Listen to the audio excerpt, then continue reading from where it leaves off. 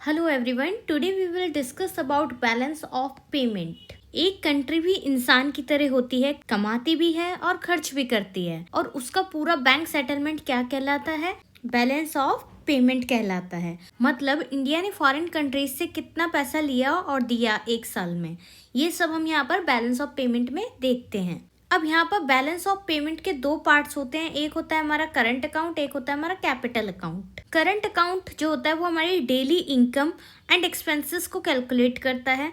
Exports and import, services and remittances, current account deficit versus surplus.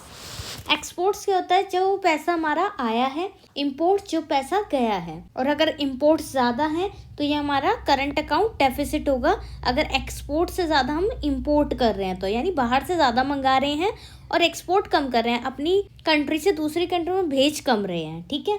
और वहीं बात करें कैपिटल अकाउंट की, तो capital account investments and loans को डिस्कस करती है, जिसमें हमारा फॉरेन डायरेक्ट इन्वेस्टमेंट आ जाता है, फॉरेन इन्वेस्टर्स आ जाते हैं, लोन्स आ जाता है, फॉरेक्स रिजर्व्स आ जाते हैं, ठीक है। ये सब किस में आएगा? हमारा कैपिटल अकाउंट में। और सबसे इम्पॉर्टेंट जानने वाली बात ये है कि बीओपी कभी एक्चुअली डेफिसिट नहीं होता है, क्योंकि आरबीआई अपने फॉरेन एक्सचेंज जो रिजर्व्स होते हैं उन सारे रिजर्व्स के थ्रू वो बैलेंस ऑफ पेमेंट को बैलेंस कर देता है।